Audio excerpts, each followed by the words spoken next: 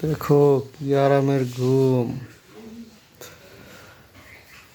বিড়াল হচ্ছে খুব শৌখিন জিনিস, এখনো খুব রেস্টে আছে। আর ভিতরে বেবি আছে, কিছুদিন পর এটা বাচ্চা দিবে।